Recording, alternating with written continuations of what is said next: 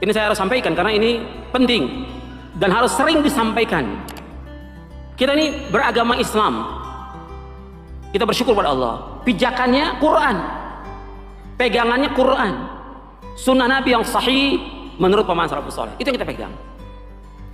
Dalam kita menjalani kehidupan ini, apakah kita berakidah, beribadah, berdoa, atau yang lainnya, semua aktivitas kehidupan kita itu harus kita kembalinya kepada Quran, kepada sunnah.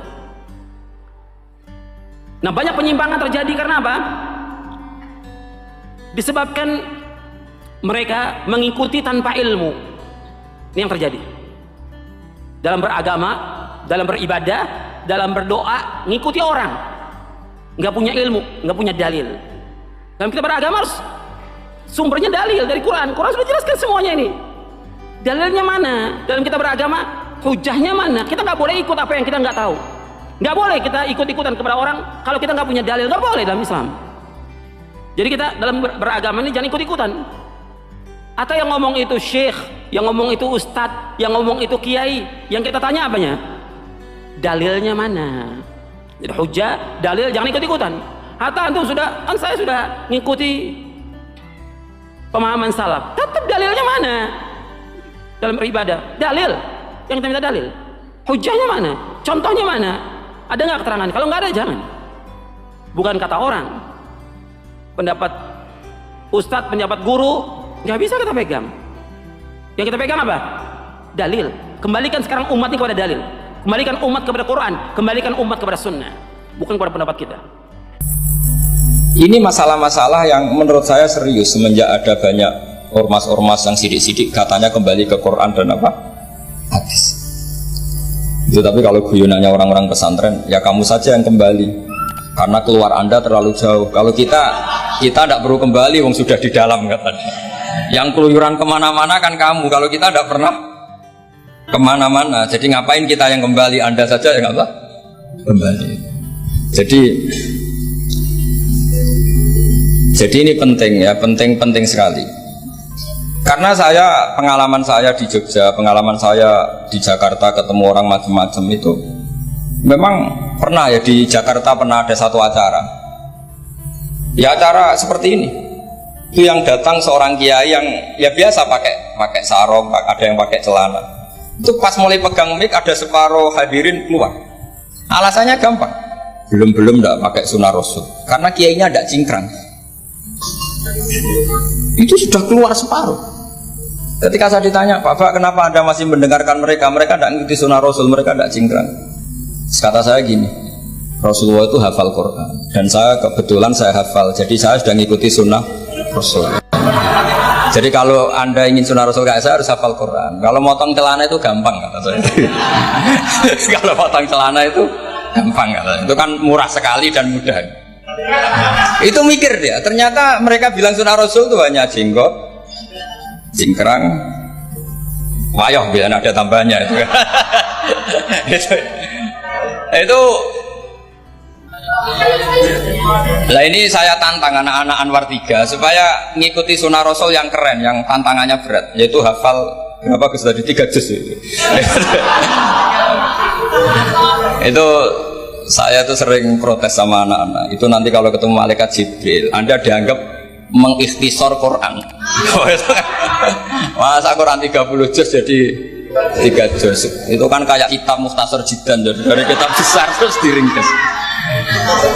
Saya tidak bisa bayangkan kalau Anda nanti ditanya malaikat Jibril kenapa Quran saya turunkan 30 juz jadi 3 juz. Ya tapi karena ya itu tadi, karena saya yakin Gus Zofur orang alim itu tadi kaedahnya itu malah yudroku kullu la yudroku kullu. Kalau nggak bisa semua jangan sama sekali. Ini sekedar pengalaman untuk anak-anak. Kalau di pondok Quran itu sampai dari sekolah itu buatan berani, karena dikira kayak sudah sampai 30 juz. Memang pondok Quran itu unik. Anak-anak itu bisalahnya 2 juz 12, juz 13, tapi juz amma itu udah hafal. Karena ketika menghafalkan itu udah kober ngapalkan yang juz amma. Memang hafal betul juz 7, juz 8, tapi juz amma kadang nggak bisa, duha kadang nggak bisa. Imam Mitraweh kadang nggak bisa dia, karena dia besar kober, karena ngapalkan Quran itu kan berat. Pernah suatu saat Saya tuh tahlil jajar santrinya bapak itu. Dia tahlil kulhu, aja tahlil kulhu. Itu sis 30, koyok apal 30 aja gitu. Jadi untuk baca kulhu itu memang harus urut setelah melewati juz 1, juz 2 sampai juz 30. Sampai seperti itu. Gayanya baca kulhu kayak wis apal juz 30. Sehingga di pondok Quran tuh nggak ada yang berani terus juz 30 karena kesannya kan sudah. Iya, jadi itu tradisi yang mungkin, iya mungkin beda itu. Saya sendiri juga agak seneng kalau ada santri kok terus juz 30 itu kok melete itu kok sudah. Nah ternyata di sini saya ketemu santri-santri yang jurus juz 30 terus ini. Wah ini menurut saya ini agak masalah dalam tradisi saya ya, dalam tradisi kami. Jadi ya itu tadi karena cara pandangnya beda. Jadi cara pandangnya beda. Tapi saya berkeyakinan memang saya sering ketemu Gus Iit, adiknya Gus Zofur itu. Beliau sering cerita ke saya, Gus kalau bisa nanti sarang itu semacam kayak Islamic Center. Karena kita tahu semua kayak apa alimnya Gus Naji, kayak apa alimnya Gus Zofur, alimnya putra-putra Mbah Mun, sesuai bidang spesifikasi ilmu masing-masing. Saya sering nasihati yai bahwa semuanya itu ada ilmunya.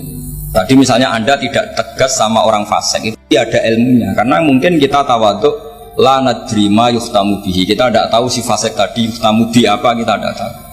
Kita sendiri nggak pernah yakin kalau kita nuhtam misalnya bi husnul khotimah. Saya kalau di Jogja ketemu orang liberal, ketemu orang macam-macam, saya pakai ilmu itu.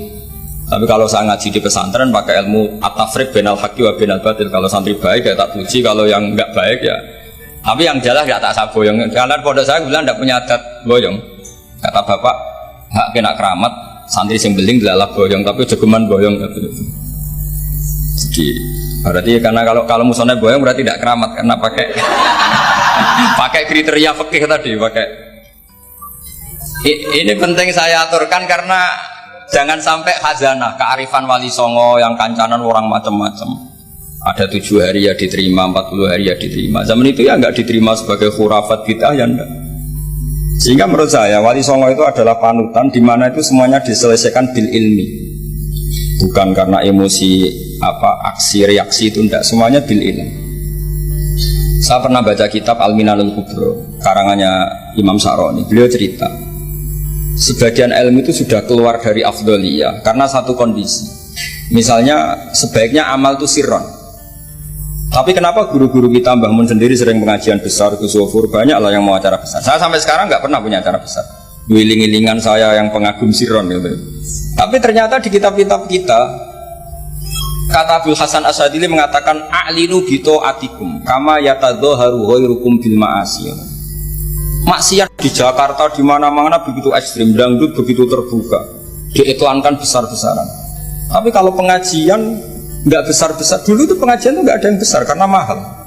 Dulu orang soleh itu ciri utamanya adalah khifatul ma'unah, biayanya sedikit.